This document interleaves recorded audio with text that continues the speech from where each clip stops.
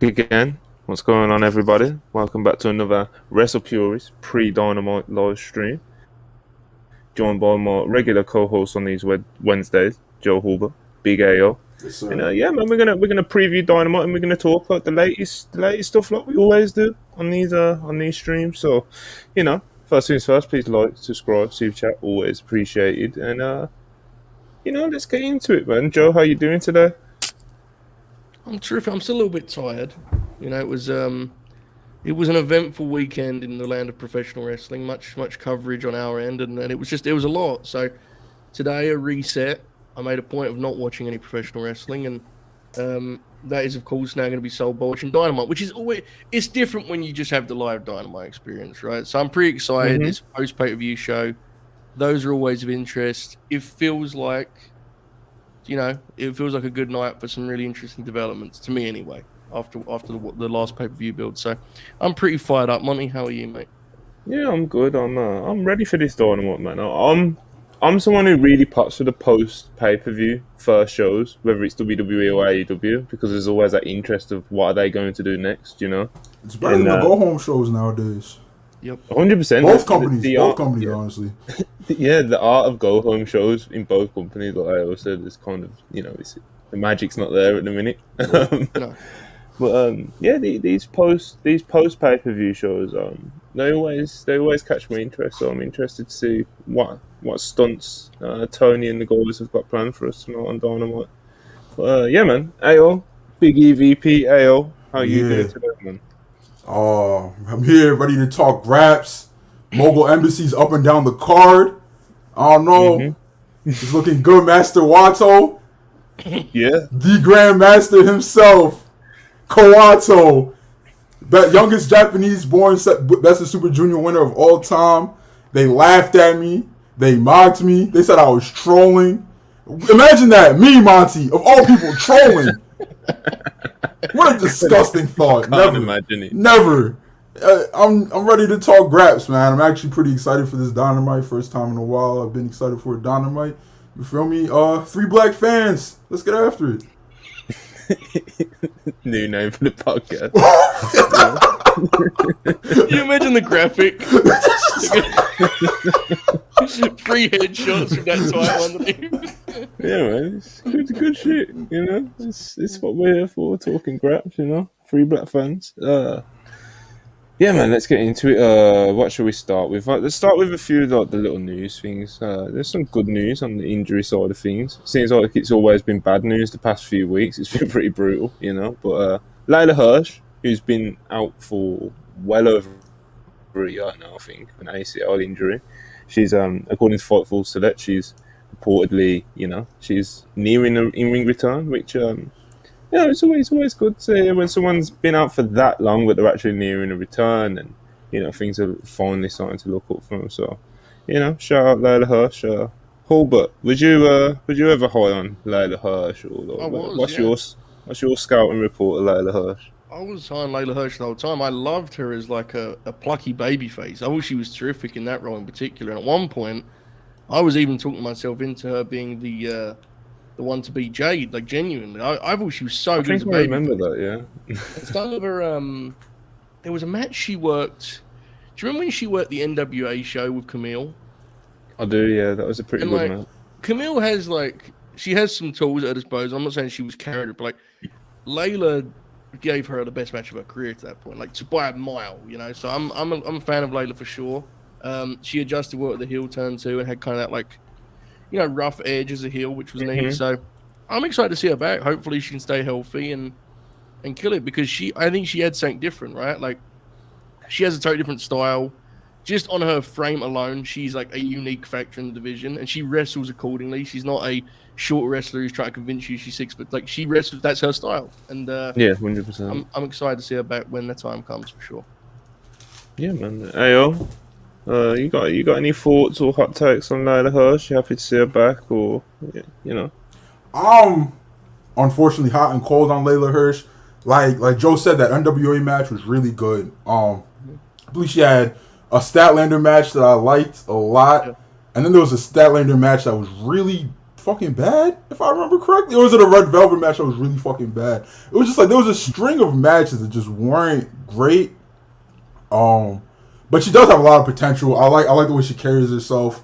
I like her like. I don't think there's anything like Layla Hirsch on wrestling television right now. I mean, I guess you could say Ronda and Shayna kind of maybe, but I don't really I'm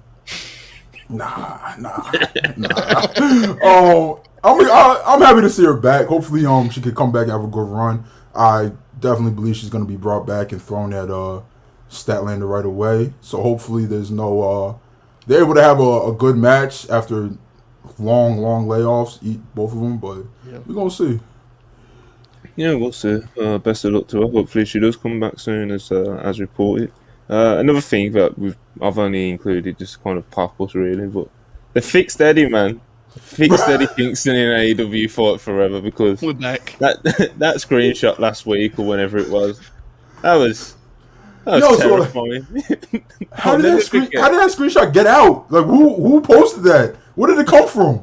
I don't know. I gotta be honest. I just remember getting a message off Joe saying if King Kong bonded him. Look, I'm going to be honest. We're all friends here. I haven't slept a minute since I see that screenshot. I mean, it's one of the most haunting images. It's horrifying. It hurts on two. Firstly, it's just outward scary, right? It's just an actively scary image. But secondly, it's like, my God, it's the Mad King Eddie Kingston. Why does he have to constantly get fucked on these deals? And so now we're back. I'm not doing a bit when I say this, immediately purchased the game after seeing the new footage of Eddie Kingston, because this is the kind of person I am. I will play that game for approximately 25 minutes. I will do 2 matches of Eddie Kingston. I don't know who against yet. I don't know who else is on it. I'll probably never play it again, but that's enough for me. That's the investment I'm making. Sting and Roddy. Yeah. I don't know about Roddy. I think we have to wait a good decade or so until he's on that game from what I can gather. So we'll see. Downloadable, man. He'll get a pack, you know. They dropped the picture of him a week early, an old model, just Eddie Kingston out here with a fucking fentanyl addiction. And it's just like, why, bro? Why? It was brutal, man. I think you were saying on Monday or some point over the weekend, Joe, like they need to drop some game footage of Eddie Kingston to kind of like, put out that fire of that screenshot, man, because they did it. They did it, you know. That's that WrestlePurists advice, you know. Mm-hmm. You know, we know you're watching, people, you know. All the higher ups in all the companies. All right, what else we got? News-wise, Tony Schiavone revealed on his podcast that his AEW contract is up in April 2024. You know, he was very modest about it. He's like, there's no guarantee he's going to get, he's going to get re-signed, etc., etc. But I feel like anyone who follows AEW close enough would be pretty confident that he's probably going to get re-signed. But you know, he did put it out there that his contract is up in 2024. So, you know, Joe, how do you feel about Schiavone these days? It's always hard because, like, I genuinely love the man. Like, I love him. You know, I love that he's in the business at all. And I was a fan of his podcast initially. I don't listen to him anymore, but I'm sure it's still fun. But I don't think he offers like a ton on commentary. If I'm being totally honest, it hurts even saying that. But that's like, if I'm being real. But he seems like he's immensely valuable backstage, right? So, I mean, it seems obvious he's going to be around until as long as he wants to be in wrestling, he's going to be in AEW. I wonder sometimes if like his current announcing role, you know, he's the one that he's most suited to. But ultimately, if he's having fun, genuinely in his case, that's the most important thing to me because, good Lord, Schiavone had a real ride with the pro wrestling world. You know, like he had a lot of ups and downs, and he was out of the business for 15 years. Yeah, long time, bro. So I'm happy to see him, and again, even when I think he hasn't really had a lot, he pops me that he's there. So hopefully, he sticks around as long as he wants to. Yeah, they'll definitely should be keeping him around, I'd say. Whether it's in the current role or not would be, like the commentary role at least. Anyway, it's obviously a different question. What do you think of Schiavone on commentary and just kind of as a what we hear about him backstage and stuff as well? See, like for me, as someone who's never seen any WCW except for undercard lucha matches, the like match I could just find on like the internet and shit, I had no clue who like Schiavone was. I seen him on like TNA when I was a fucking baby. I was like, I don't know who this old ass man is. But he came to AEW. I love Schiavone, bro. I like him on commentary. I like him. I'm happy anytime he's in the ring with a microphone about to interview someone. He should definitely keep doing the announcements instead of Tony Khan. Like I like Schiavone a lot. I hope he's around as long as he wants to be, bro. Cause like I feel like Schiavone's role on commentary is just like the Mark who pops for everything. It's like, yo, sometimes you just need that shit, bro. He's like, I don't know what I'm watching, but god damn it, I love it. Yo, that shit pops for me, bro. I like his energy on commentary a lot.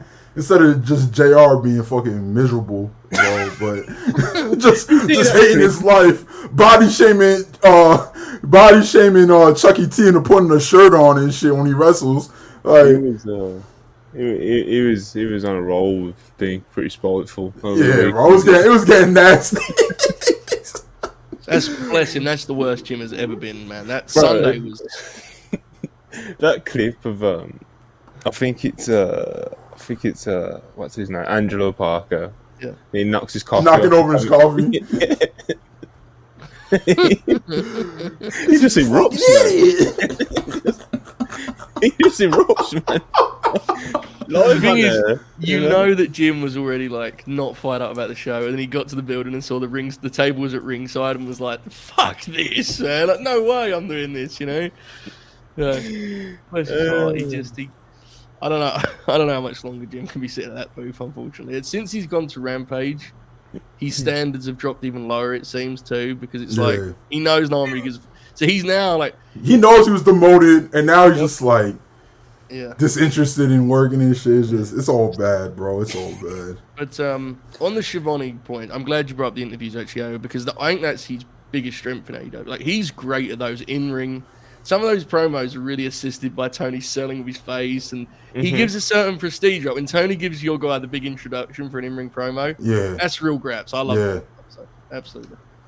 Yeah, he's definitely a good presence to keep around, man. 100%.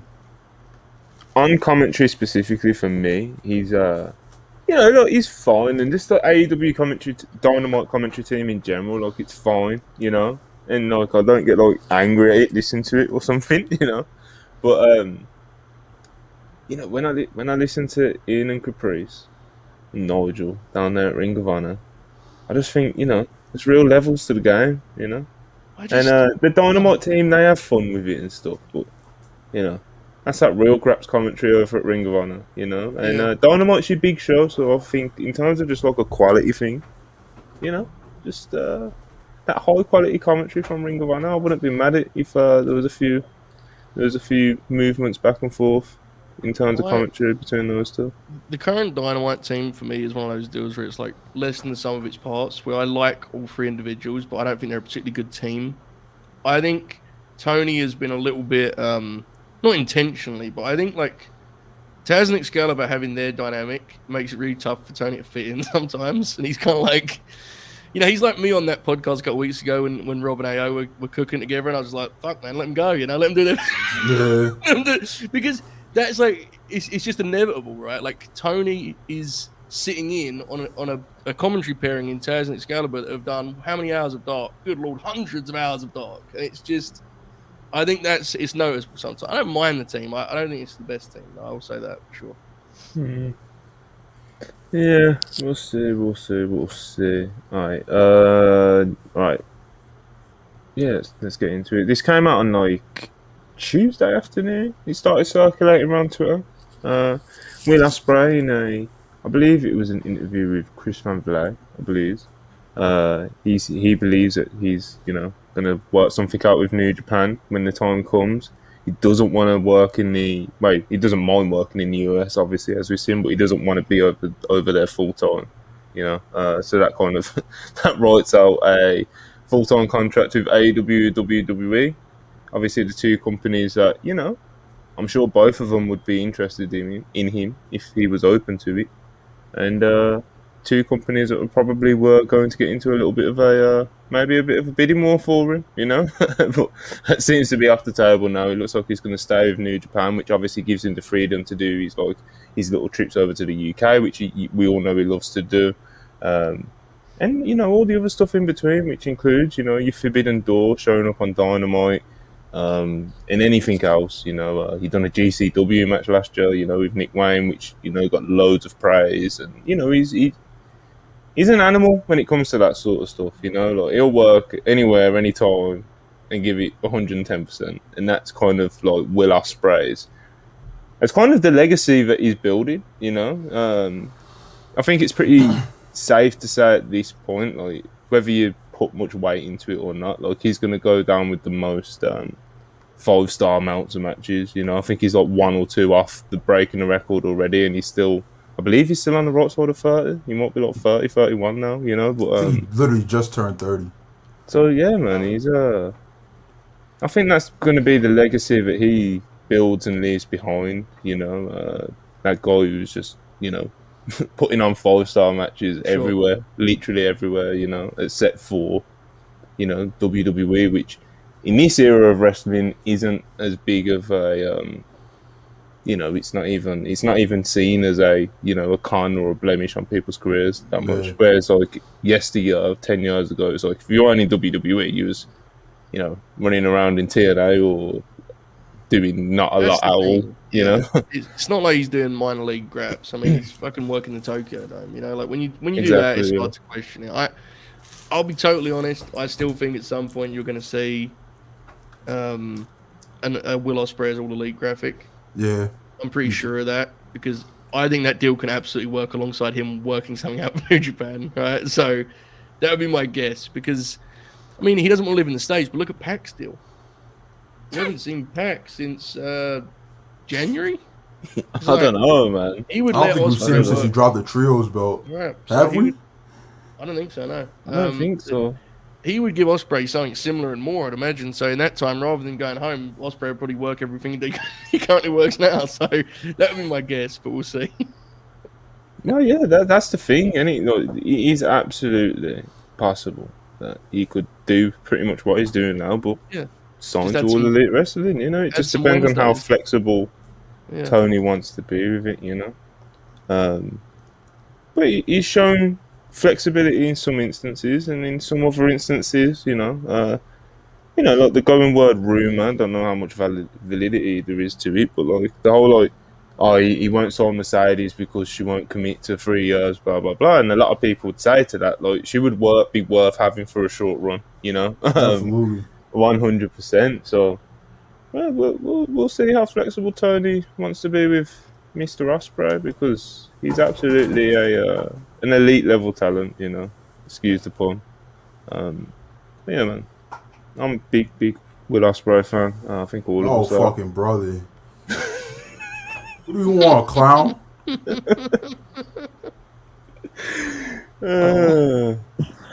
Assalamu alaikum, everybody. What's happening? Nothing much, man. I'm late for work, but fuck it. So, when you're late and you're like, you know what? I'm already late, so I'm not about to fucking run. You feel me? So I'm just having a nice little walk to work. You feel me? And come listen to you guys talk before the views. Saw a couple Dynamite matches announced. Nothing blockbuster, but it looks like good stuff on paper.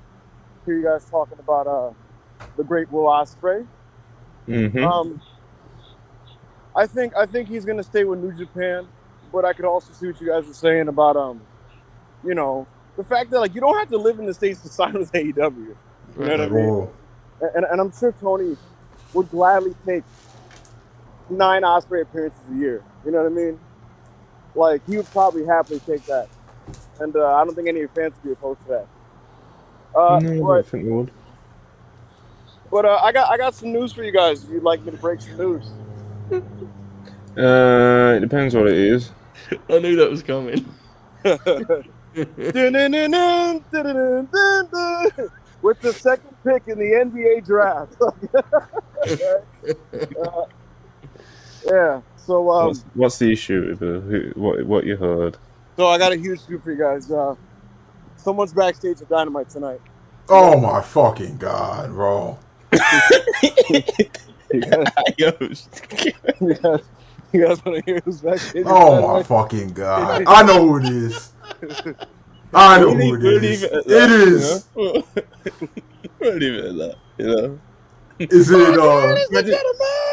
Layla Hirsch is Oh, okay. at Dynamite. Legit Layla is in the building. I thought that was gonna be an issue. You might have an issue with Tony's announcement. I'll tell you that. I know what fucking Tony's announcement is, bro. Bro, let's talk about it. Let's talk about how Philip puts his bum ass. They did the whole he's gonna be there June 17th thing. Whisper. Nobody knows, but everybody knows. They tried to do it, bro. The tickets wasn't ticketing how they thought they would. And now, no. The tickets was not ticketing how niggas thought they would. Dumbass nigga. And then TK was like, "Fuck, I gotta say his name, bro. This nigga Phil been begging me not to say his name. Just do the whole."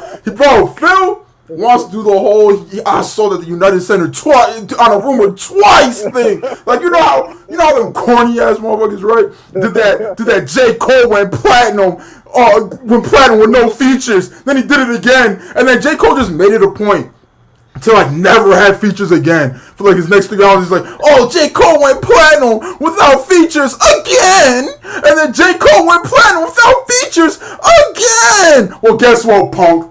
It looks like you're not J. Cole, my nigga. Ain't no selling to the United Center on no announcement again. Ain't no rumors. Get all them rumors out my face. Your daddy Tony Khan gotta say, "Oh, CM Punk's gonna be there June 17th. They know, bro. Everybody knows. Now people are just gonna get their tickets earlier because they feel like they ran out of time. It's still not gonna sell out, my boy. And you didn't do it on a rumor, alright?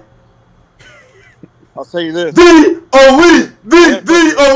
Real quick, because now these niggas is watching me. So listen, I'm gonna tell you this right now. Ready?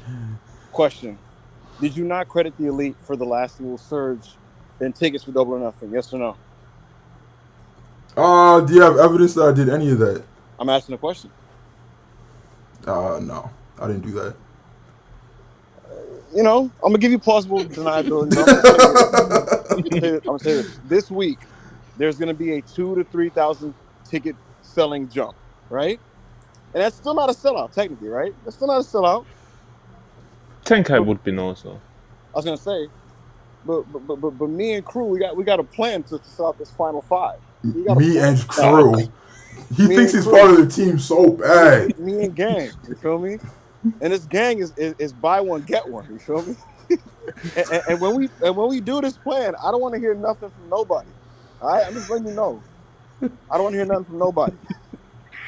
Ibu sending anyone at AEW unresponded to DM saying, "Do buy one get one free, please." Oh, do buy one get one free. Monty, need that number up. Need 15K, bro. Please. Bro, I'm tweeting Ticketmaster links, bro. I will be tweeting Ticketmaster. What the fuck? Yo, so is Daddy Punk gonna fly you out to the show? What happened? Is Daddy Punk gonna fly you out to the show? He's not my father. Oh, he gave you up for adoption? That's crazy. Speaking of which, let's get to some super chats, man. Very, very patient, Alright, bam, $5. Appreciate you as always. Can we get a worldwide versus on Purist game night stream? Does CM wrestle most collision shows, or does he work a lighter schedule now? What do we think, people? What do we think? I think he'll be as active as he was when he was not injured on Dynamite, I mean, if they're doing the brand split thing, he kind of has to be, right? Yeah, exactly. He has to carry the show, bro. The game night thing would be fun for sure. I'm down. We'll figure that out at some point. We could do like a draft. Yes, we could. Yeah. I'm liking this. How many people can you get on the StreamYard deal at once? I think it's 10. So we could do the whole Impurists against Worldwide. Like, that would be funny, but the idea of us just having 10 people in a draft, it would be awful content, but it would be funny when we could hear what everyone was saying, Everyone having their own team. Good shit, man. Yeah. We'll get to it. Fucking Manny takes Benny in round 1, and we will just sit quietly and leave it. Alright, so check this out. I have to actually do my job now in about a minute. So, do you have any questions for me, crew of Wednesday? Before I believe. Hold on. Is there any super chats for you? I see Ricky Starks. Ricky Starks isn't calling for River for once. Oh, let's go. I'm outta here. Dax. let me run before he notices. Rashard, send in a super chat while Evil's still here. I'm out of here. I'm out of here. Y'all stay blessed. Shout out to CM Punk. Shout out to Hold on. Oh no. You've been mentioned Oh no. by M Zedong, $5. Ibu, notice how you're chairman again. There will be grave consequences. Yo, why did I turn on the podcast and Ibu's just speaking Chinese? What the fuck was that?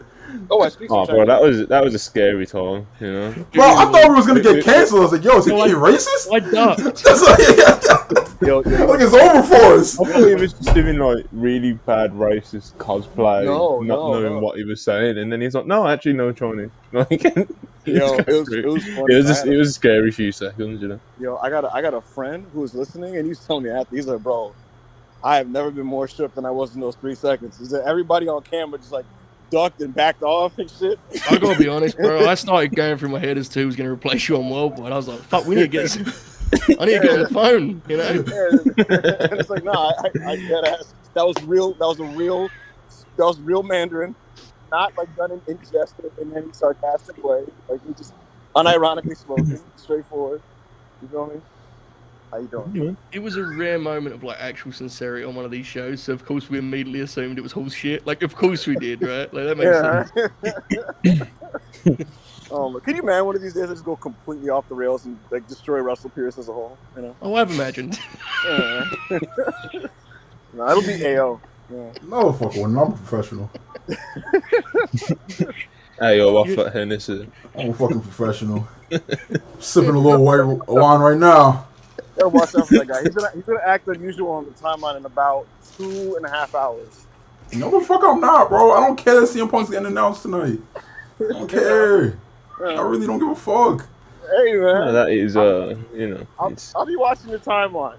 Dave Meltzer is gonna give Kenny Omega his is it 4th or 5th 5-star match of the fucking year, bro?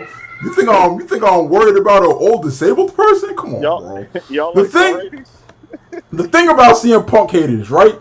And I know this firsthand because for a long time I was a CM Punk fan. You think a megastar like Punk was going fed bad and Big A.O. ain't like him? Come on, bro.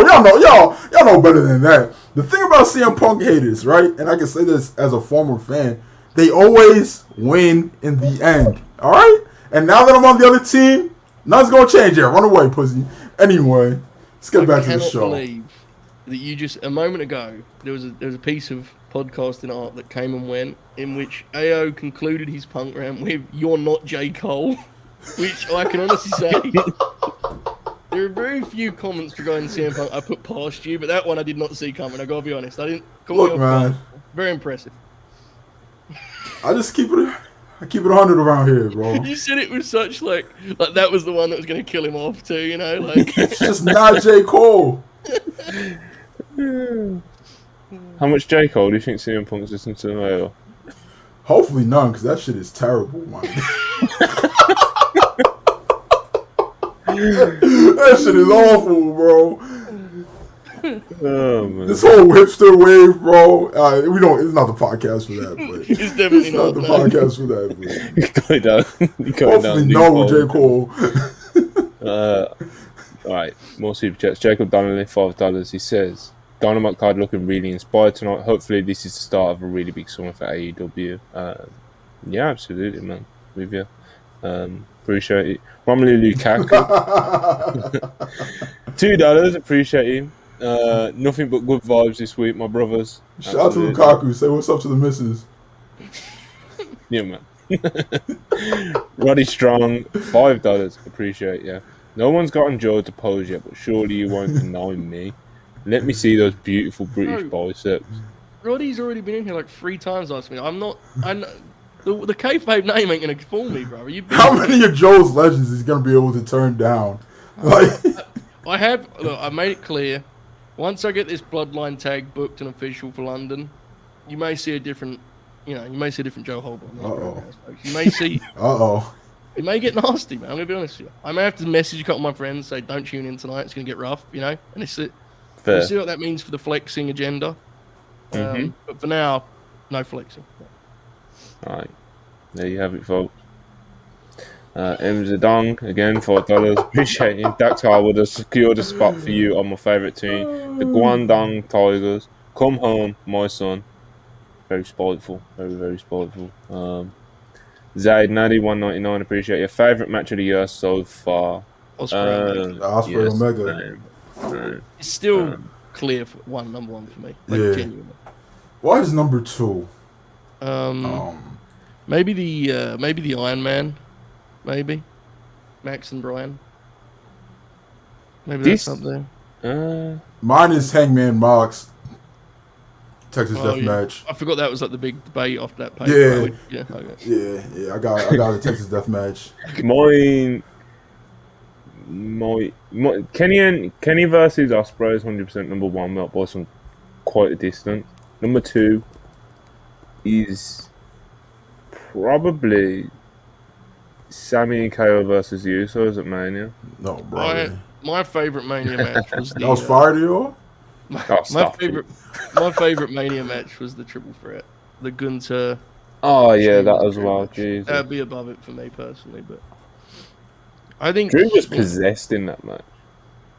Like you hear about him being hurt and stuff, and he was just like a Terminator in that match. Yeah. Like, he's a freak, man. Drew. That was a great fucking match, bro. Even I couldn't get my bits off during that match. It was just straightforward, real graps, right? Like just clobbered each other for like 15 minutes. There was no, because some matches, like genuinely, with the main event of that show, the night one, the Usos match, it's like if you're not invested in it, it will not hit the same for you. Like it just won't. That's the way wrestling works. But that Gunter match, you don't have to have any investment. They just whacked each other a bunch.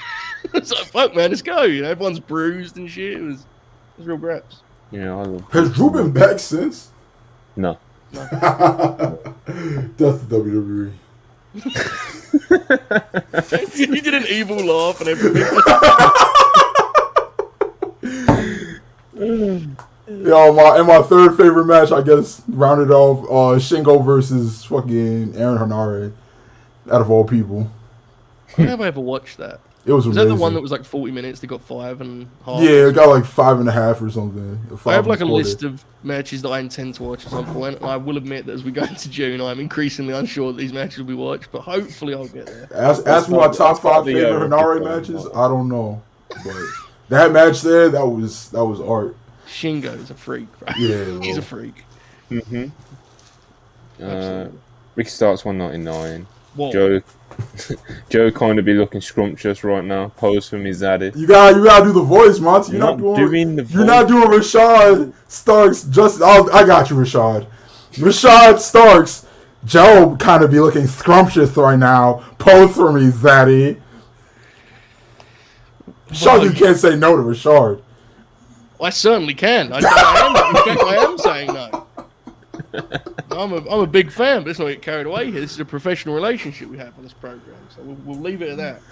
I appreciate Ricky. Oh my God. David Michael Harwood, Dax Harwood of FTR, $5. He gets involved. At Ricky, I'm only helping you against Jay and Juice if you promise to stay away from my Ibster. Ibster's disgusting. We got a deal.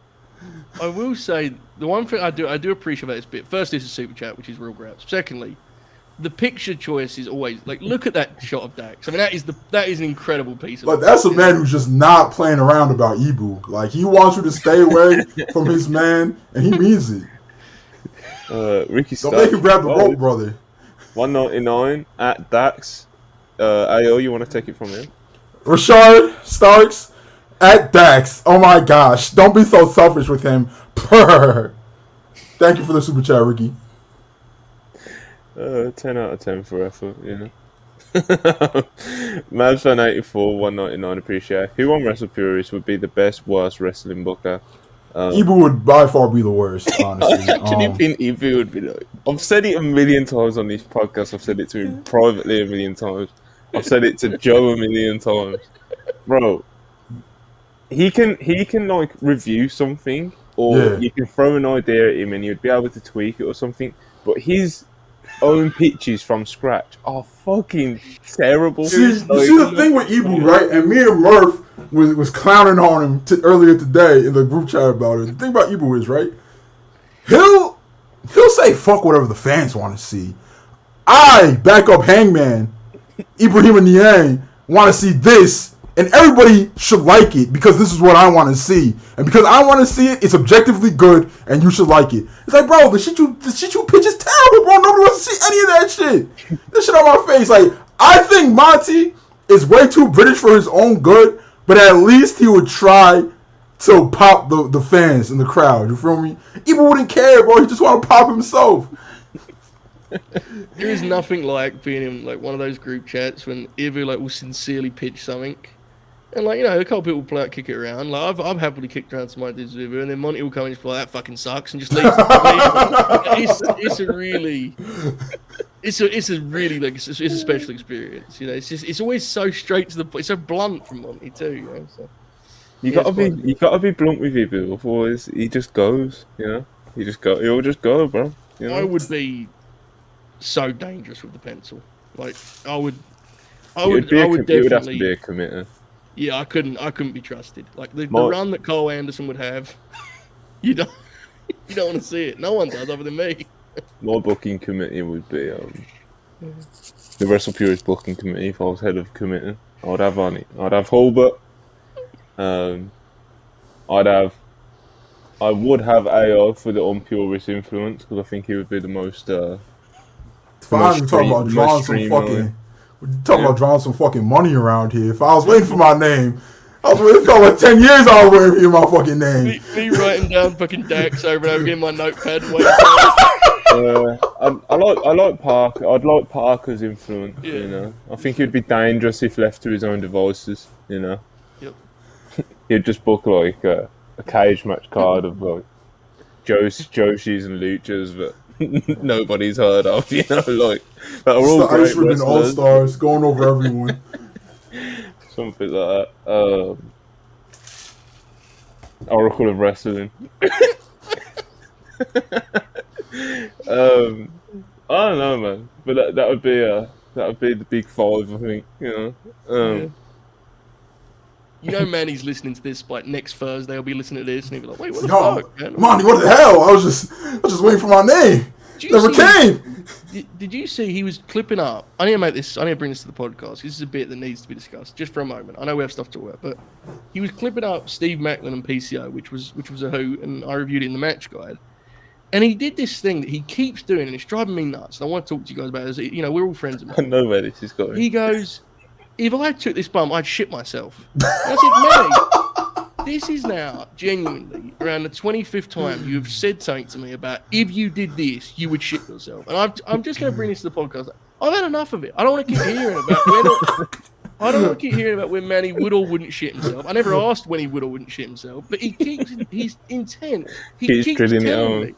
Yeah, at this point, I understand that if Manny falls down, he's going to shit himself, right? And that's not my problem. It's not my problem. Manny's been booking his fucking dirty diaper to Joe for way too long, and Joe's had a fucking enough, bro. You don't want to hear about your dirty diaper no more, Manny. All right? He tweeted on the timeline. I said, who needs this? You know? Who asked for this information? Lash out at you. You know? Have you ever watched a professional wrestling match, seen a guy take a sick bump and say, God, Manny would shit himself on that one? Like, no, who would? It's not a normal reaction, but no. That sums up Manny the Hooper at this point. Indeed. So it's what he's like, you know. Bam, $2. He says CEO AO cooking. Flame emoji. Appreciate you, Bam. As always. King Malik $4.99. Appreciate it. Killer Season is so bad that it's good. What the fuck? Oh, the movie. Oh, the Cameron movie. I don't think Monty or Joe's ever seen it, but Killer Season is a classic. It's a hood classic. Is it one of those? Like it just has this. It's just a low budget Rockefeller film. Like yeah, bro. It's just people niggas running around shooting everyone, bro. It's amazing. It's high quality. It's art, man. Master 94 199. Appreciate yeah. TK Run Shingo versus Rusha Forbidden Door, and it will be match of the year. That could get very poetic. Unfortunately for you, I've been pushing the Shingo Hangman angle. I need that. So Shingo Roosh would be amazing. It definitely would be amazing. But I don't think Roosh is allowed to get booked on Forbidden Door, my friend. I think we can all agree Shingo getting a big time singles match is one of the main like wish list deals for this year's Forbidden Door. Right? Yeah, Like, definitely. that would be sweet. I mean, and genuinely, the AEW roster is such you can pretty much draw a name out of a hat. You put them opposite Shingo, like. I mean, again, with respect, we were just, AO just listed an Aaron Henare match, one of his favorites, and I'm pretty sure I know the reason for that. It ain't Aaron Henare, Nah. So on the AEW roster, there's genuinely like 30 to 40 guys who could have a classic with Shingo. So hopefully we see one. Look at this. It's from Ban. I appreciate it, but it's also spiteful. $2 wanted Charlie Quinn on this pod, but we got backup. Many people are saying this. Is Charlie in the chat? Yeah, she's in the chat. Charlie, what you doing? Yeah, pull up to the podcast, Chuck. Bat signal. I'm sending you the bat signal. What is it? Yeah, Is Charlie in the bat chat? signal. Yes. What, Charlie? What are you doing? She's about to be party. You can have the podcast on whilst doing it. She might be doing Yeah, something. true. True. Oh no. She's about to be partying. Jesus. Who snitched, bro? Someone ran to Manny. Manny was putting you over big time. Don't worry about it. We was putting you over. No, we got to get this out in the open. It needs to be discussed. It needs to stop now. It's out that the people know about it.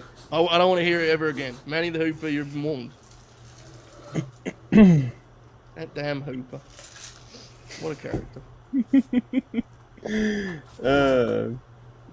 Linear Harley, $2. Who does Sonata fight at Forbidden Door 2 that people want to see? Y'all like Sonata? I like him, man. It's not. I actually like him.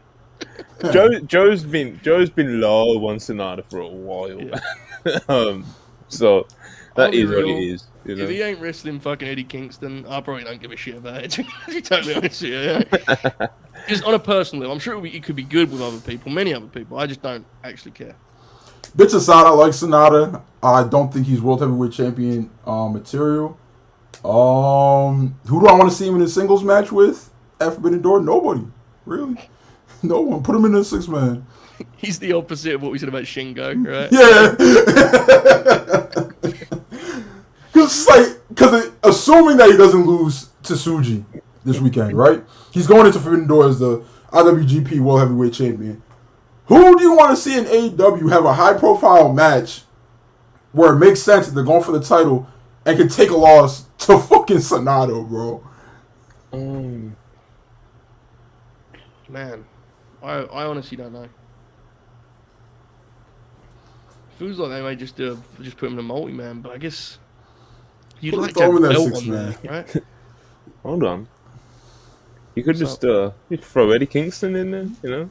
Is he will be healthy by then, it seems, right? It seems like he's on his way back soon. He's showing up on pre-type promos and shit. So Eddie Kingston winning the IWGP Heavyweight title from Sonata Forbidden Door. Bro, think about those promos. Think about those promos he's gonna cut. Bro, like about the belt, what it means to him and shit. That Yeah. might be grass, bro. Eddie Kingston Sonata could work. Bro, we might be onto something. Bro, Eddie Kingston not Sonata even could him definitely winning work. it. No, let's be like really truthful about it. Not even him winning it, but just like the bits and like the investment that we could get out of it in the league. Enoki! Hashimoto! This is for you! I'll be in Tiger Styles DMs like demanding some sort of video content for Eddie Kingston coming on this New Japan. I gotta say, genuinely, we had our fun with the video game thing earlier, and we've kind of convinced ourselves this is the way. But I really do miss King on that TV show right now. Like, because the thing about Eddie is that roster's great, but he brings something that's singular to Eddie, for better and worse, and everything in between. Right? He's Eddie, like he's one of one, and it's just I miss that energy on the show. Hopefully, we get it back soon. Seems like we're going to. So. Yeah, no. That pop when his music finally hits on Dynamite is gonna be crazy. It'll be beautiful. QB, $2. Appreciate you. Just 5 guys versus Jericho Appreciation Society at Forbidden Door 2. I wouldn't hate it. Neither would I, to be honest. I wouldn't hate it at all. Well, yeah. There you go, Toner.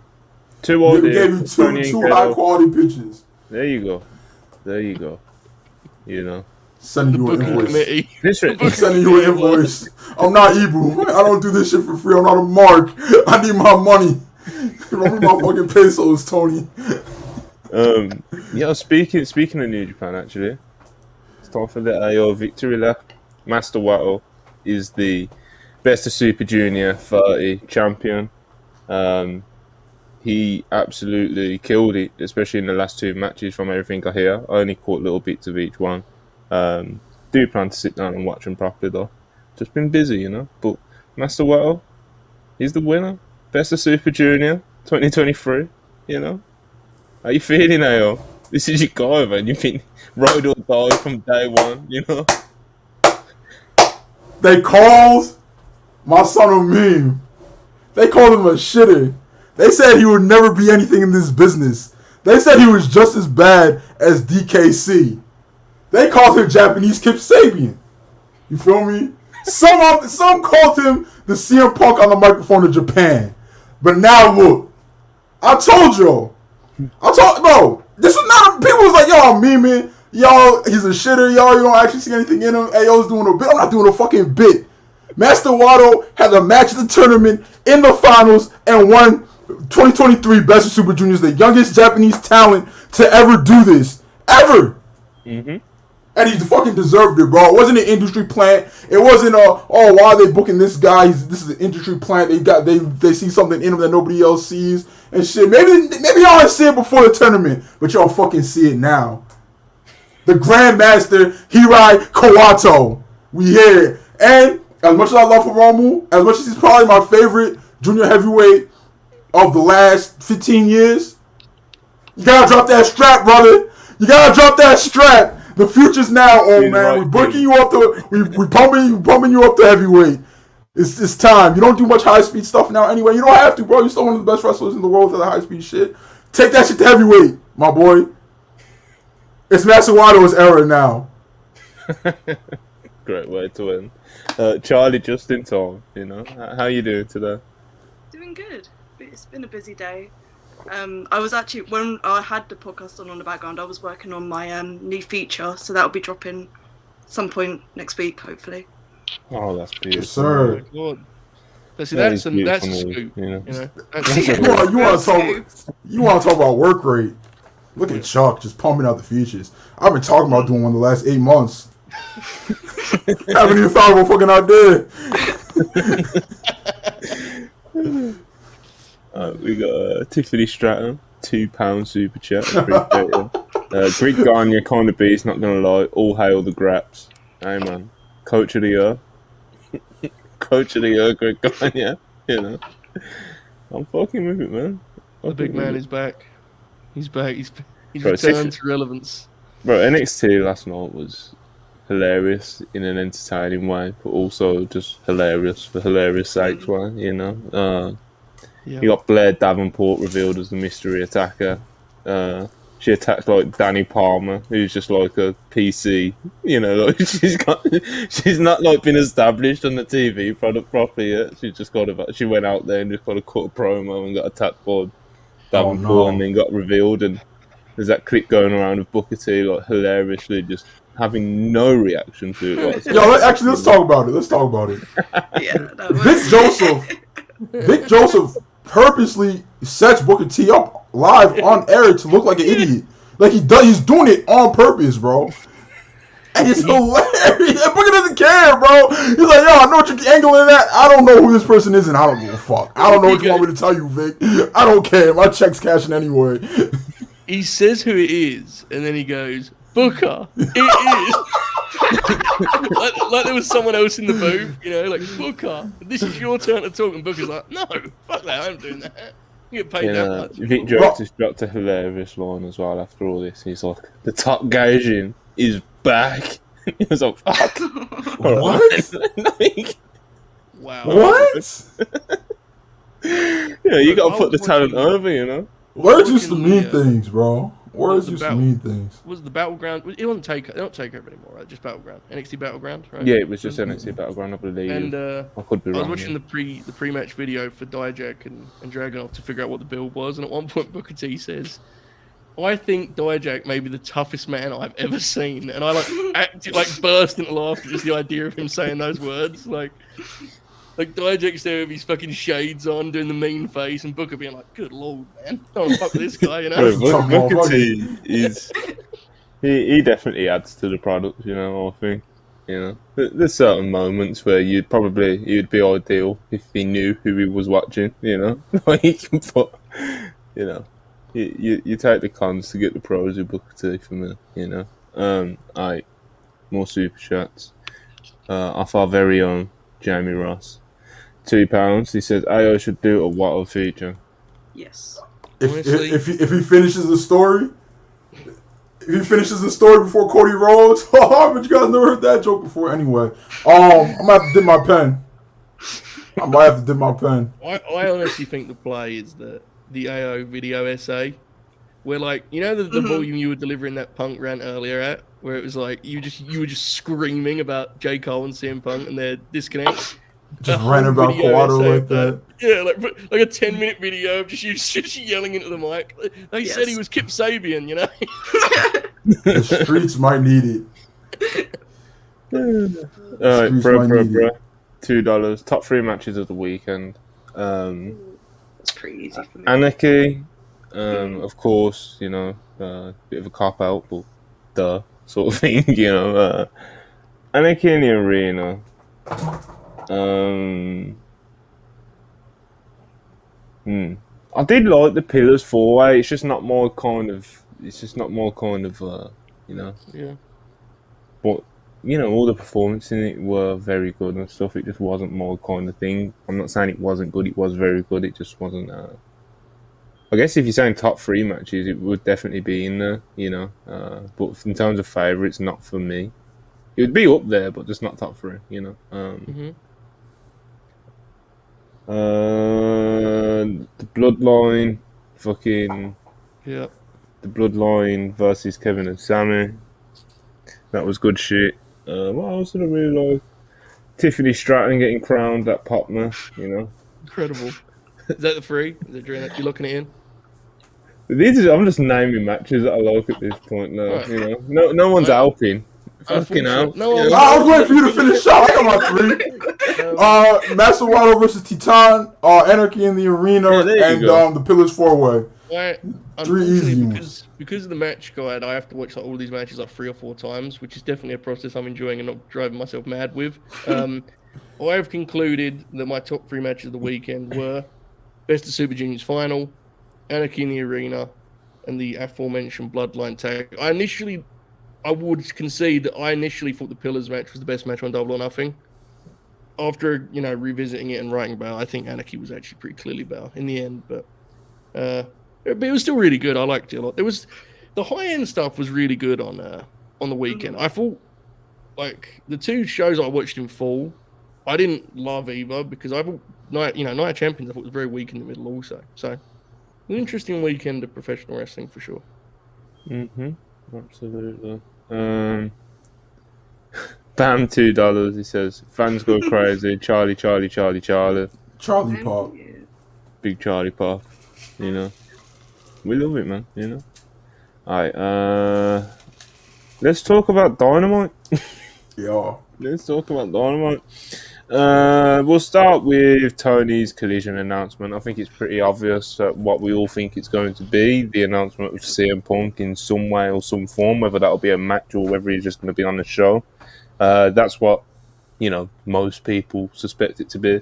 At this point, I'd be pretty shocked if it wasn't. If it wasn't like CM Punk's name coming out of Tony Khan's mouth, you know.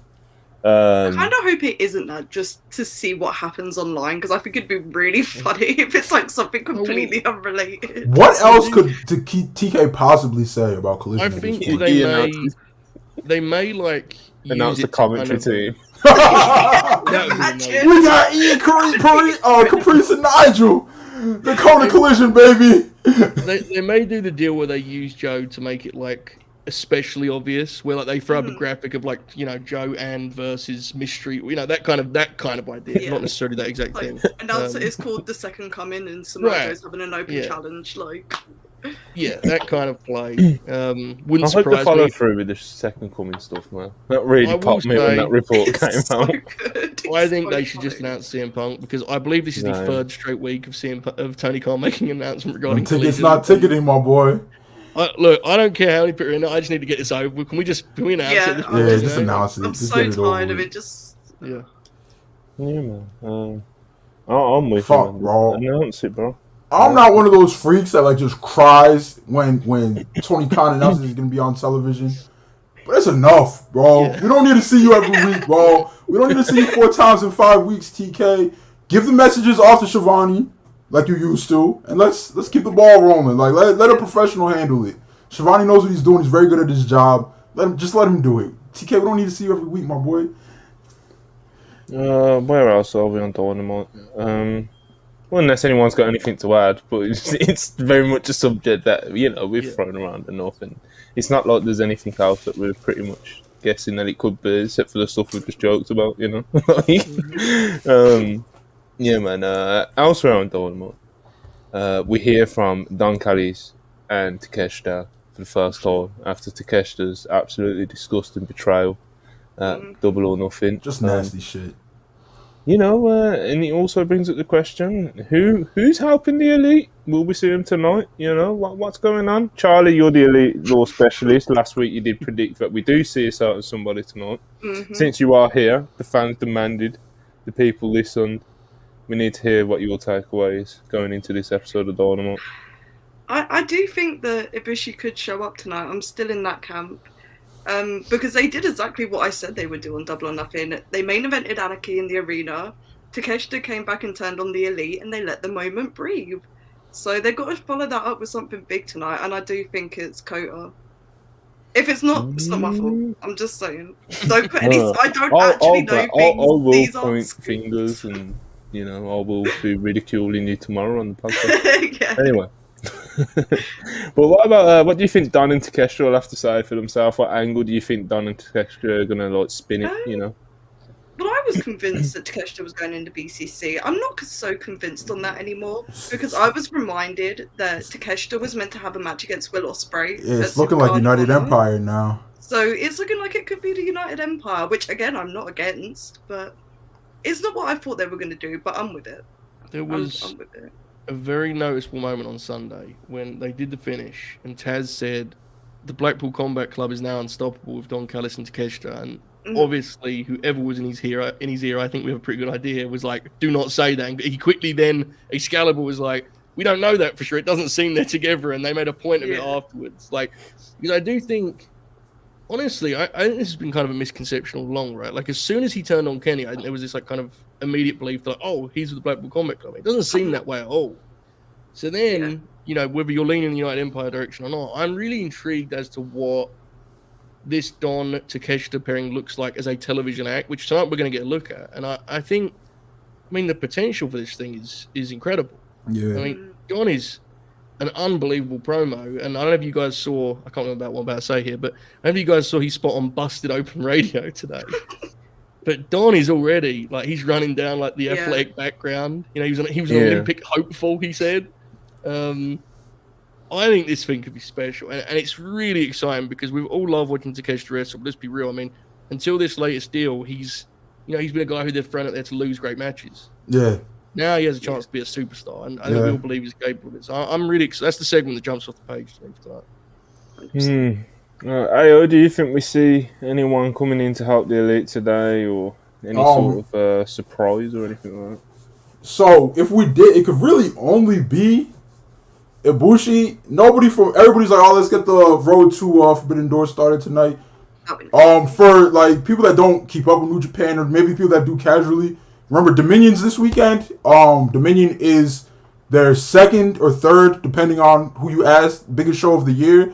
So it's all hands on deck thing. Like, no, Okada's not coming. No, Tanahashi's not coming. Doesn't mean they won't help the Elite in the future because they're also feuding with BCC.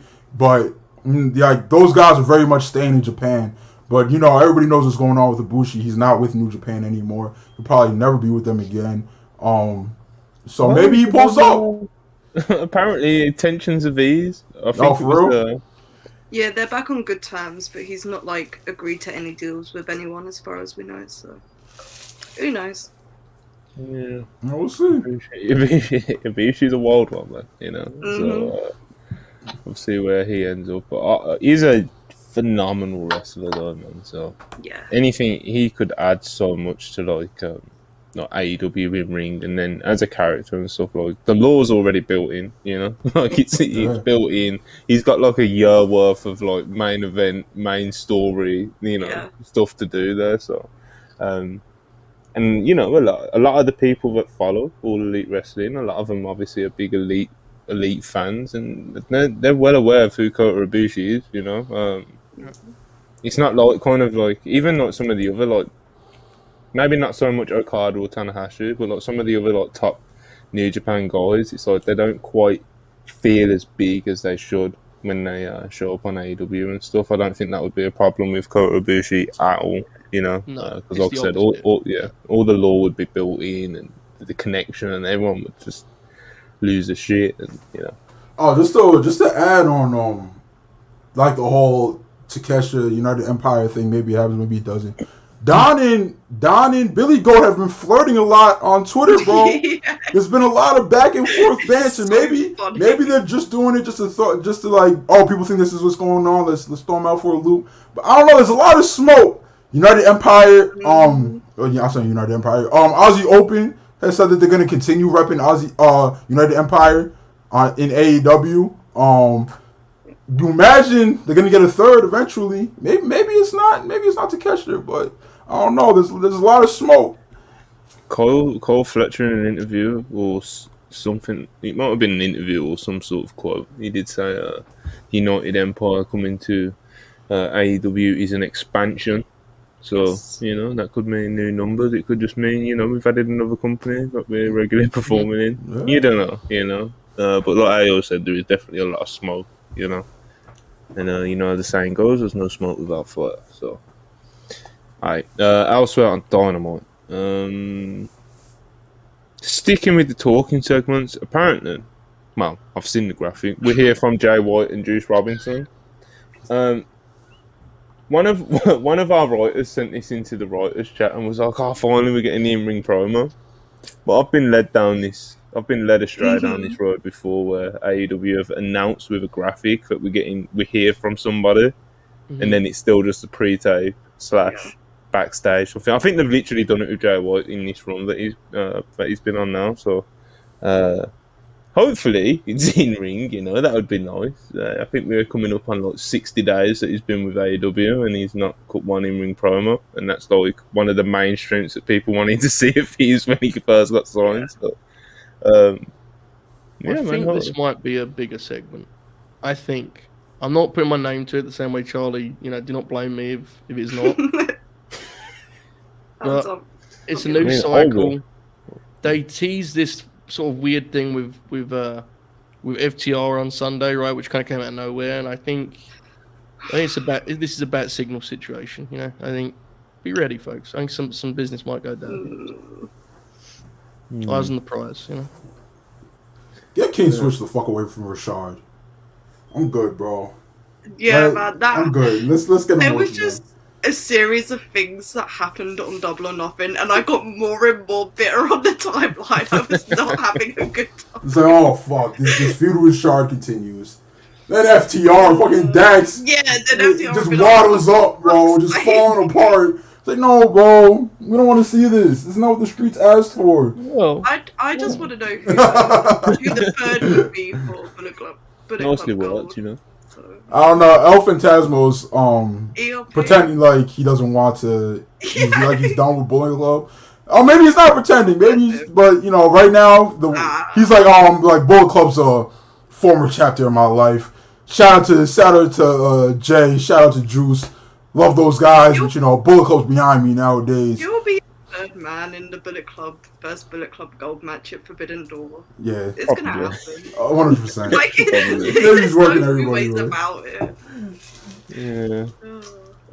Bullet Club. I just could, honestly, I swear when you said that, I had no idea what you were talking about, and I was like, oh yeah. Because I always know because their thing is they do the bang bang thing, right? Bang bang gang. Yeah. And I just Guns find, up. that was my that was why I kind of I'd reframe that way. And Charlie was like, Bullet Club Gold. I was like, what the fuck? What's Bullet Club Gold? I'm washed. Carry on. King of the North with the $2.20. Appreciate you. Bang bang gang or don't bang. I don't know. I don't know about Have you fun though, Match fan 84 199. If Ibushi's healthy, he's top 5 in the ring in the company. If his shoulder's not cooked. Who is this? Let's do this for him. We've got a little bit of time here. Who is the top 5 right now? Omega. I mean, Brian. he's not been as active. But you got to still put Brian at 2, right? Yeah. It's Brian. Kenny and Brian are the top 2. Brian, man. No? I just Brian is the top 5. Y'all wouldn't like my list. I'd put I'd love Hangman to in. hear it. I'd like to hear it. I got Kenny, I got Brian, I got Hangman Page, I Yeah. got Mox. Claudio, and then I got I got Nick Jackson. Cry. Nick Jackson's an animal. Cry.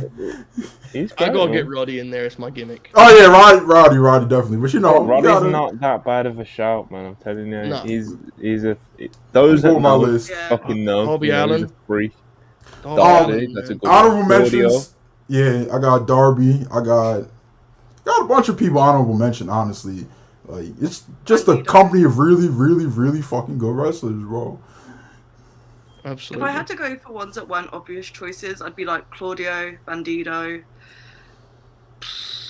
Bandido's really good, man. Yeah, he's nuts. Jay White. Mm. I love Joe White matches as well. I know they can be a bit Yeah, subjective they're a and bit divisive, but divisive, yeah. Ray Phoenix is definitely slept on. Yeah. Oh yeah, Ray Phoenix. One of them. Rouge is another one people are saying.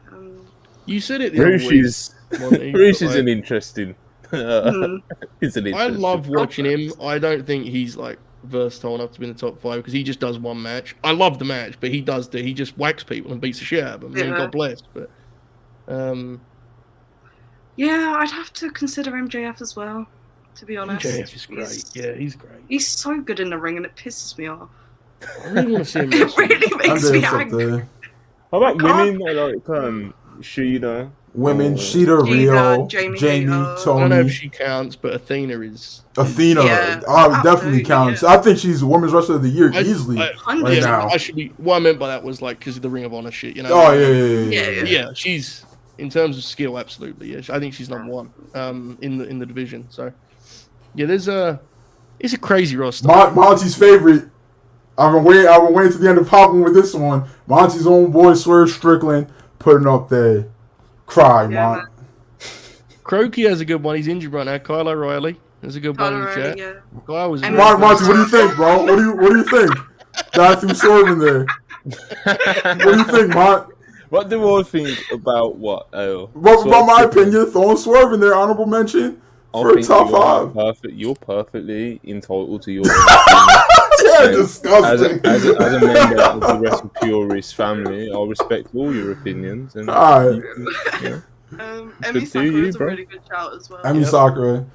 Absolutely. Why I don't what is why can't she wrestle? Like why don't they let her just wrestle, bro? It's a lot better now than it was, but it's still not anywhere near like why can't I don't get it, bro. If nothing else, I I hope don't that like get it. because Rampage, with Collision Rampage is going to change again. Like if nothing else, I hope we at least get like bi-weekly Emmy Sakura Rampage matches. Yeah. every week. Yeah, if you're gonna make it heat, throw on television, throw on Rampage. Like If she can have I think Chris Statlander could be up there with the women as well. Oh, yeah. Like, now that she's back and she starts cooking.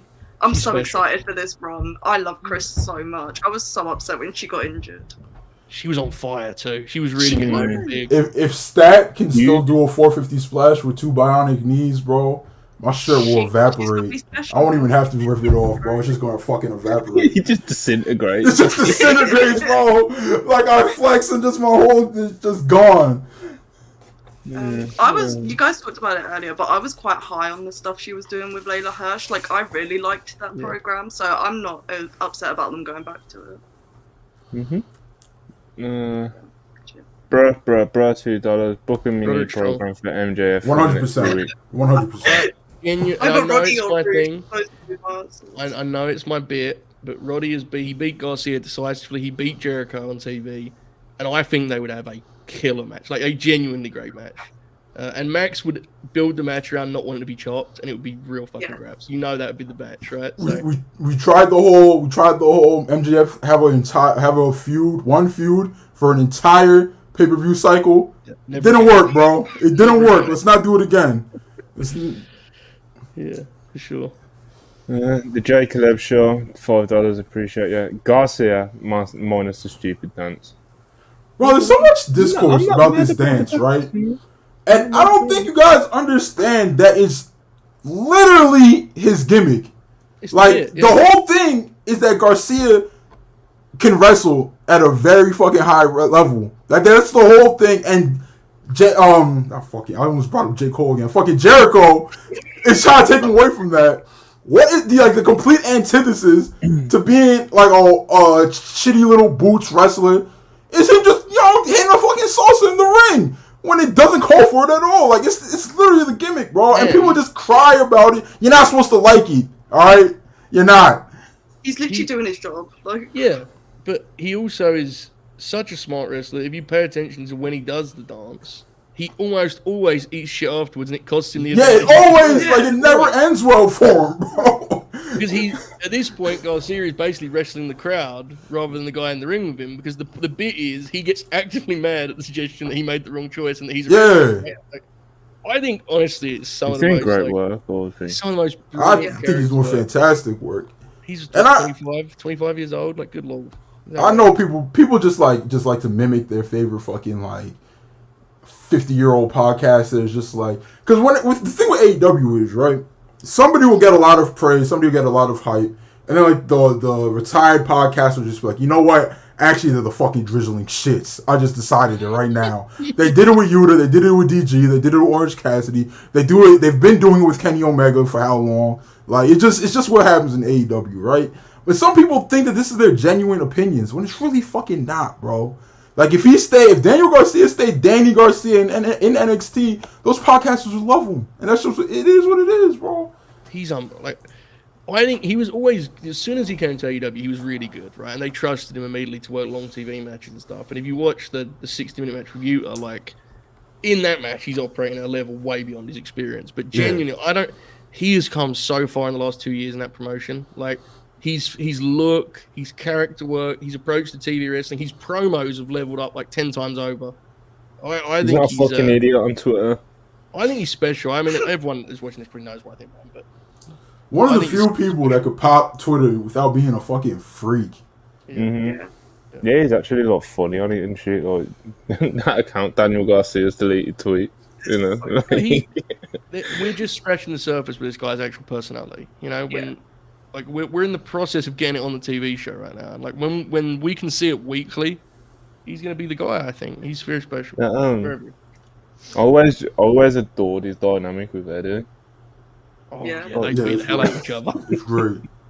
Just do, Eddie would he enjoyed testing him, and Garcia always loved that test and answered the question every single time. You know, great stuff. Fuck, bro, we need Eddie Kingston back on television. We do. Yeah. King of the North, $5.50. Appreciate you. Need to see MJF and Evil become best buddies, and MJF realize Evil has a friend named Dick. Well, I don't know about all that, brother. You know. Can't cap, bro. Thank you for the $5.50. I do not need to see that program, bro. I don't need to see the MJF Evil program. Togo program. I don't need to see any of that. I don't need to see Evil in general, I think, at this point, to be honest with you. I will say, unfortunately, some House of Torture bits popped me during the Best of Super Juniors. I don't know what came over me. 6 days, they were good. And it was kind of popping me, Chuck. Yeah, run out of ideas. It happens, you know. Jacob Donnelly, $5. Appreciate you. The fact no one said Adam Cole is hilarious. Shame he's regressed that far. Well, I would have never said him personally. Yeah, Joe and Montier and Adam Cole enjoy his. I personally love Adam Cole. Me and Chuck love Adam Cole. think I don't really ever consider him a super worker ever. I think he's a really good professional wrestler. But, you know, it's a company full of super workers. I don't think Adam Cole is that. But I think he's a huge fucking star, and I like him a lot. I love having Adam Cole on my television. It's a shame what him and the Ocho went out there and did Sunday night. But I have faith that it will be rectified. I have faith it'll be rectified. What they went out there and did. It's a shame that they did what they did, Joe. No, it's true, though, man. Like, no, WrestlePurists star ratings, which is, you know, the industry's go-to. Yeah, the industry's go-to. Star ratings. Yeah, we give it 1.75 stars, bro. Yeah, bro. It's more than I gave it. So. I gave it a 2. Someone gave it I gave it a 0. 2. Someone gave it like. Someone just that's not a dud, bro. Like, you can't just. It's not a dud. It was, but it was very bad professional wrestling. Everyone, so. The Brit, I did consider the Brit pop. Look, she did come in and she done what she needed to do, you know. Jericho doing the Ricochet spot is one of the funniest things I've ever seen in my life. Like, the idea that Chris Jericho watched that spot, I was like, yeah, man, I'll do that. Like, his line song Cole like kicked him in the dick. Like, good lord, man, what are these fellas wrong with these fellas? I mean, it's alright. Bebe will bounce back, bro. I have faith in my point, guy. Even as not a big fan, you're right. The appeal of Adam Cole was never that he was like, you know, this in-ring technician. It's that he had the complete package, you know. And so hopefully he gets back on track here shortly. Jericho, man, he's what a legend, you know. Match Fan 84, 199. DJ and Cassidy are the funniest wrestlers in AEW. I agree. I think Jericho's up there, you know. Jericho's fucking hilarious. When he's ironically and unironically, he's a hilarious guy. Throw Stoke in there, even though he's a manager. Stoke's legitimately fucking. He's special. We need to. I think we say it like once a month on these WrestlePurists podcasts. Like, we need Stoke really cooking with someone, you know. Adrian, $4.99, appreciate it. Shout out to the brand. Shout out to yourself. Shout out to you. Looking forward to House of Torture versus the opponent at Forbidden Door 2. But hold on. Hey, man, I'm just going. I've been hearing House of Torture's booked, brother. I've been hearing House of Torture's booked. And y'all ain't gonna like Against 2. Wait. That evil laugh, Tell me you know. I don't know how their fucking song goes. Apparently, you know what I mean. But y'all better pray. Y'all better pray plans change. That's all I gotta say. Wait, put it in. Wait. I'll put it in the private chat. It's over. But yeah, elsewhere on Dynamite, we'll switch back into the Dynamite preview. We got a big match that was announced not that long ago, probably like a couple of hours ago, by Tony. Lucha Bros and Bandido versus Blackpool Combat Club. Big match, big trios match. That'll be great. Very fired up for this one. Wait. Oh, Joe, it's me and you. Yes. You know? No, I'm here. Yes, I'm excited. I was very complimentary of the booking last week, you know, with the tag and giving the Lucha Bros a win. And this is another step in that direction, because now you get the BCC their win back, but you produce this insane, like, PWG style trios match to give your TV. This is the kind. I'm really into this recent little TV deal they've done with the Lucha Bros, and it's great to have them back on TV in like a big time spot. Bandido, you know what he does in these matches. I mean, Bandido's always spectacular, but when you give him this kind of scenario, it's like he's gonna have some special spots. So this could genuinely be like a borderline Dynamite classic if it gets the time. We never know. You never know until you see how it's set up. Like, say this is the main event and it has like 25 minutes left of the show. This could be one of the most outrageous matches in the history of the TV show.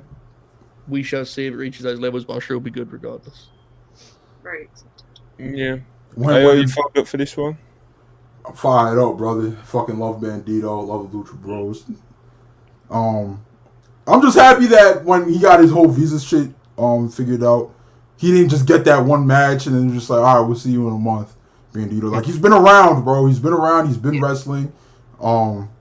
Should be great shit. Yeah, man, 100%. I love Bandido. I think we're all really big fans of Bandido. Yeah. Charlie, I know you love Bandido. I know you're probably happy to see him thrown in with the Lucha Bros in this corner. Absolutely. It's great. It's going to be a great match. I'm very excited about it. They keep putting Claudio in these matches with luchadors, but it's never Nick Jackson, and I'll get the match eventually. I'll bully TK into it, but no, I'm really excited for this 6-man. It's going to be a very good time. Massive spot fest, but I'm going to love it. So. You think they'll do an angle? Yes. Yeah, probably. Yes. You got to imagine that they do.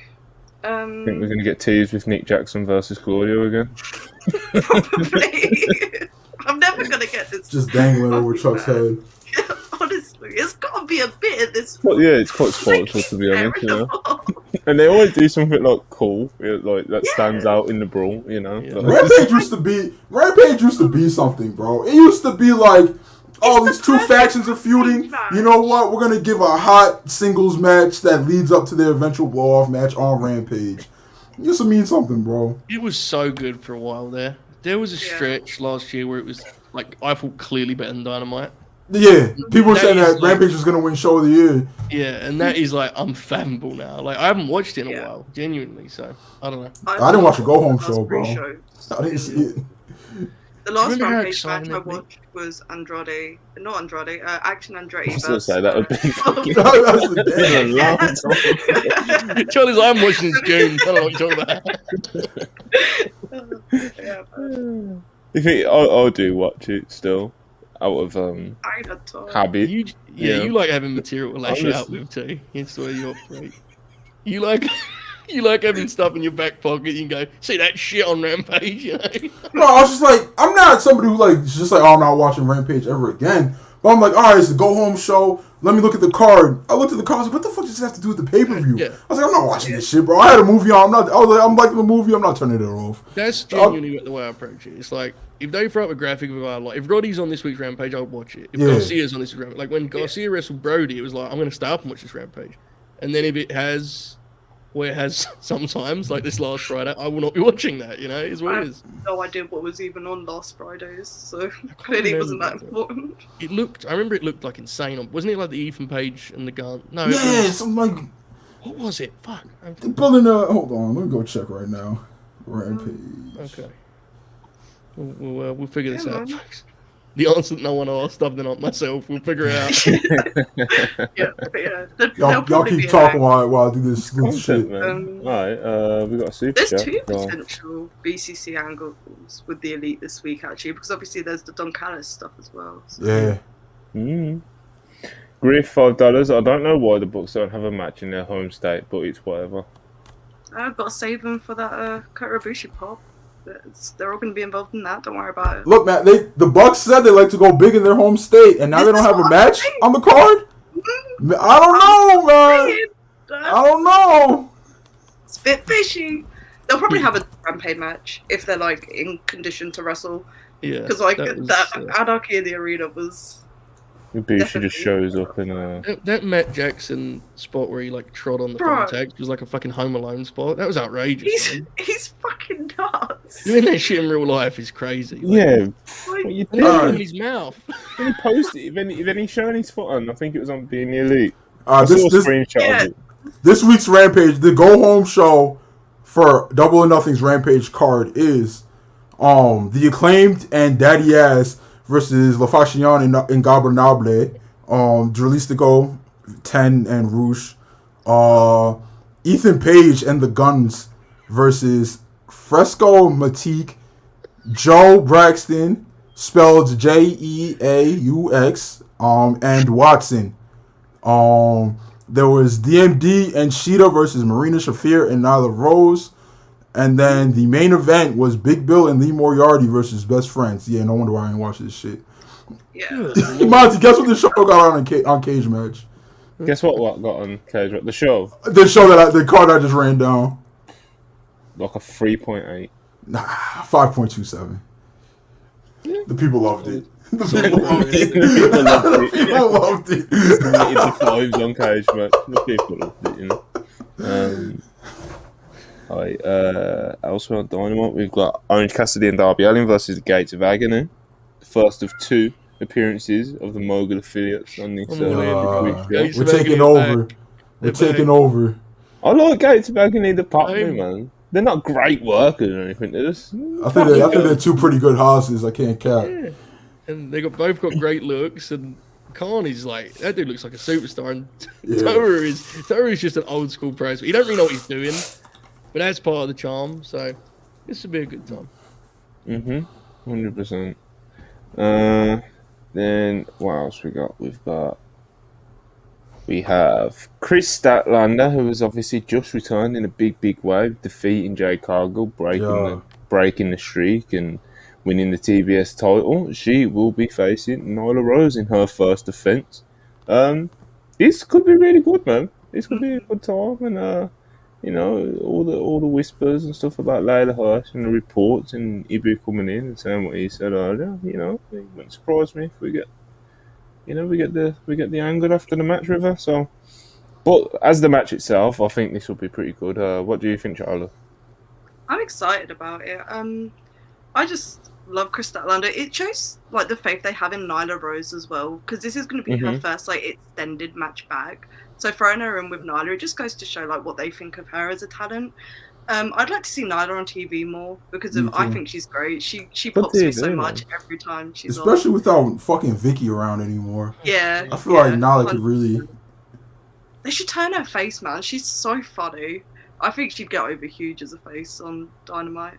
Yeah, I'm excited about it. That's the thing that stands out here is like it popped me when I saw it because it's cool to see Nyla on TV. But it would be nice if Nyla had like they showed her a little more love on TV and getting some wins before this. And I know, like, again, it is what it is, right? We're happy to see her on TV regardless. But after this, it would be nice if she had a more steady TV usage.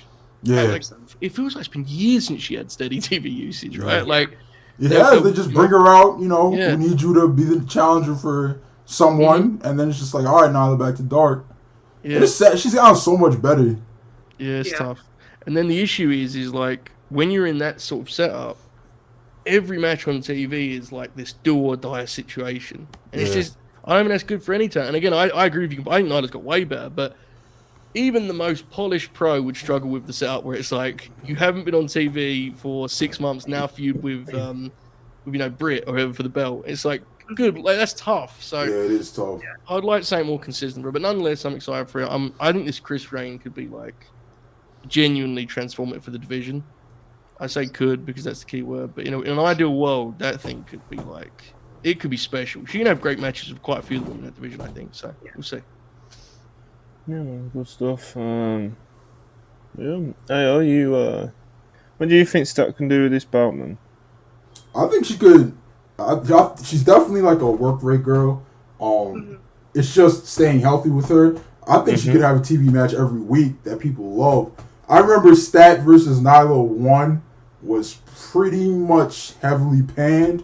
I think they know that people didn't like that match. I think they're both a lot better as professional wrestlers today, even though Chris is coming back from a very serious injury. I think they're going to make it a point to have a much better match than the first time around.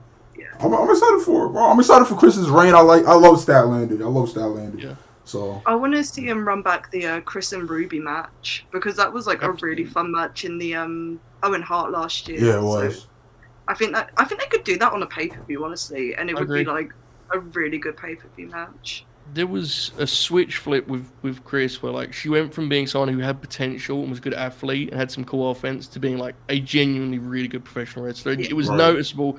That was one of the matches where it was like, oh, this is not like a gradual thing. Like she's there now, and she looked spectacular in that last couple of months. So hopefully, it's been a long layoff, but hopefully she can soon pick up where she left off. Obviously, it's going to be a little bit of shaking off the rust, but hopefully she'll be back where she was because if she is, that changes the division genuinely. So hopefully that's where we're at.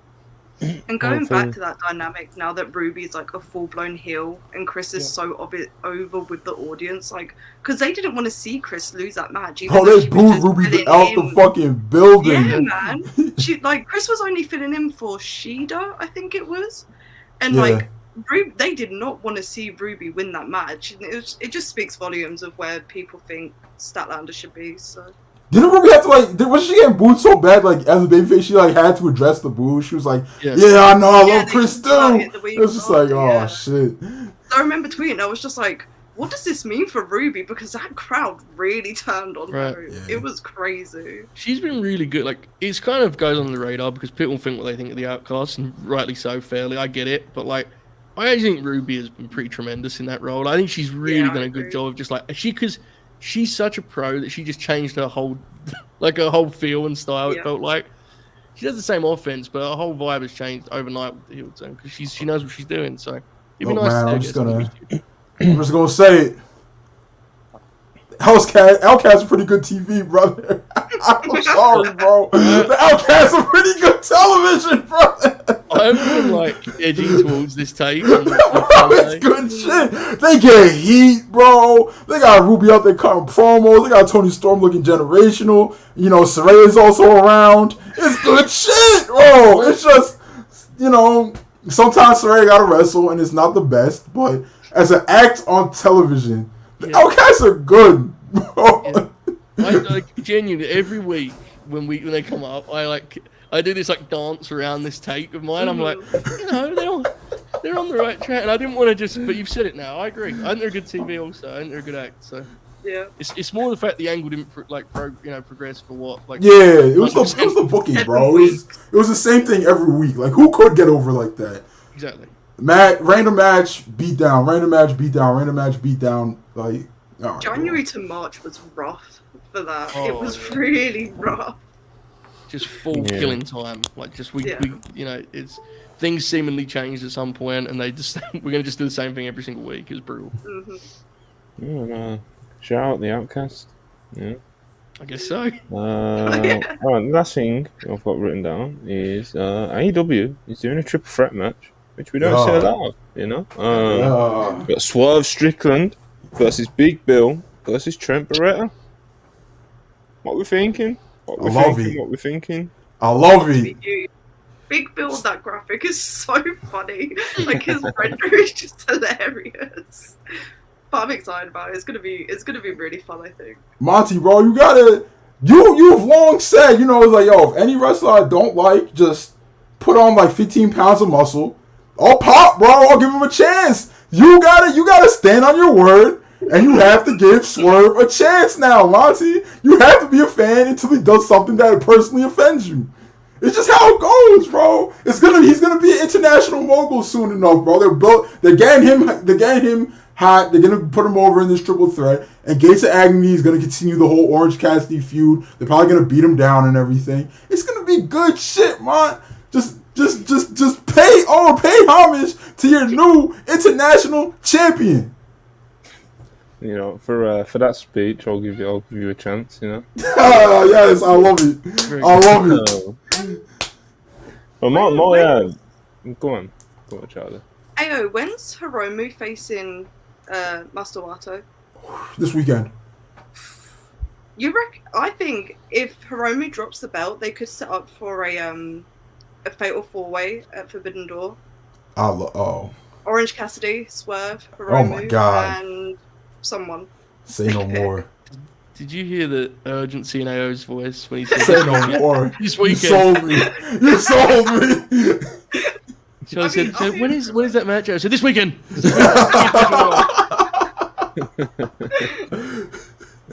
good shit. So, yeah, man, triple threat match. We got the triple threat match on Dynamite. I'd expect Swerve to come out the winner of this. Yeah, for sure. It's a bit weird, and I like that. Yeah, same.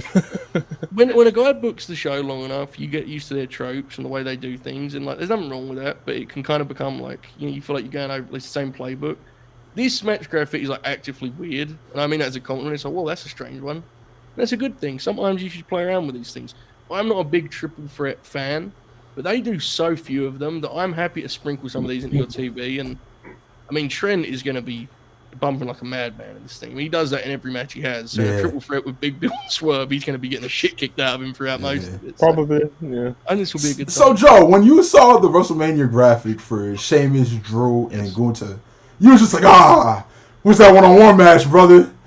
I swear to you, and you may think less of me, that is exactly what I thought. Yes. Wait, so who did you want? Sheamus and Gunther? Yeah, I'm not Drew and Gunther? In the end, like, Drew made the match better, but I'm not a big fan. That this is so I'm genuinely consistent on. Well, I get actively mad at any match that isn't a 1-on-1 or a 2-on-2 because Oh, wow. I'm that very guy, you know. I'm similar. I am. It's just, you know, I like stipulations, bro. I don't yeah, know. it's one of those things where it's like the wrestling influence part of fandom, right? Like the wrestling that you love, that if you want comfort wrestling, the wrestling you're going to watch, that will shape your kind of taste on these things. And the wrestling that I love, there are not many triple threats, so it's like there's very few like normal stipulations. I'll roll my eyes out, like the whole battle royale, Royal Rumble, casino battle royale shit. Like I'm not a big fan of those anymore, bro. But when now that they're starting to do this whole thing where it's just like, oh, we're gonna get an actual 1-on-1 match at the end, that's something you could look forward to. Like I can't say that Gunther versus Cody was bad. Can't say that Swerve versus Orange Cassidy was bad. So if they continue that style of booking, maybe I'll change my mind on battle royales and Royal Rumble type matches. But other than that, man, I love stipulations. I like some. I have a variety stipulation to run by you, AO. Would you mind if I clued you in on the 8-4-1 match that Impact is debuting here shortly? Would you like to hear about lay it on me. Pause. 8-man. It starts as an 8-man tag. The winning team progresses immediately to a fatal 4-way match. And then the winner of that is the last man standing. So you go from 8 to 4 to 1. The 8-4-1, as we call it in the business. This will be debuting in Impact Wrestling. You know who ran some nonsense like that, bro? Warrior Wrestling. And it was actually like a stacked match. It was like, I forget, I can't name everybody who was on it, but like Swerve was there, Will Ospreay was there, Jake something, Brian Pillman Jr. Like it was like there was a bunch of names, and like they just decided to make and with all those names in that match, they all lost. They was like, we're gonna make Casey Navarro a superstar tonight, baby, and just made him it was so disgusting, bro. He was kicking out of finishers. He was beating people's ass. They low key did the same thing with Brian Pillman too, but like it was just. Who's booked for that? I might have to tap in. Well, there's a certain Brit who's in that match, a former world's champion, a national treasure, dare I say, the great. Nick Aldis himself. Nick Aldis is in the 8-4-1, folks. Tune in. Get your Impact Plus subscription now. Use the code. I don't have a code. I'm sorry. I was hoping I could come up with that. I didn't have one. Use the code Nick Aldis forever. Get 10% off. Impact Plus. Shit. Yeah, I may watch that. I probably won't, but. I might do a tweet on that. A pretty interesting Dynamite with some stuff to look forward to and some angles that we're hoping to play out, you know, and we'll see what AEW is going to be doing for the next couple of months or at least couple of weeks if they set up a short-term feud and see what they set up and hopefully it's a good time, man. Hopefully it's a good time because it's looking that way on paper, you know, so and that's a couple of super chats and we'll get out of here because it's about to start. Showtime Spurs $2. Thoughts on MJF versus Suzuki for Forbidden Door? Suzuki not working that show, brother. I mean, not Suzuki. MJF's not working that show. Yeah, I couldn't, even if he does, I couldn't see him wanting to do like Suzuki. You know, Brainbuster 199 needs Statlander versus Athena expeditiously. Absolutely, I watched Athena. That'd be amazing. You know, Athena versus anyone, exactly. Yeah, I'm with it. Athena alone is worth the price of admission to Honor Club. She is the world's champion right now. Literally. This is locked in. She's incredible. This is locked in. It's locked in. I decide these things, Monty. She's world champion. Yeah, man. And on that note of Athena being the real world champion, that's what I'm going to end on. A very positive note. Appreciate everyone who stuck with us throughout the whole stream. Always appreciated. Appreciate the super chats as well. Please like and subscribe if you haven't already. Always helps us out. And yeah, we will be back tomorrow with the AEW Dynamite review with this pretty much the same team, but AO swapped out for Manny the Hooper, which is always interesting, you know. And yeah, man, we'll catch you tomorrow. Peace.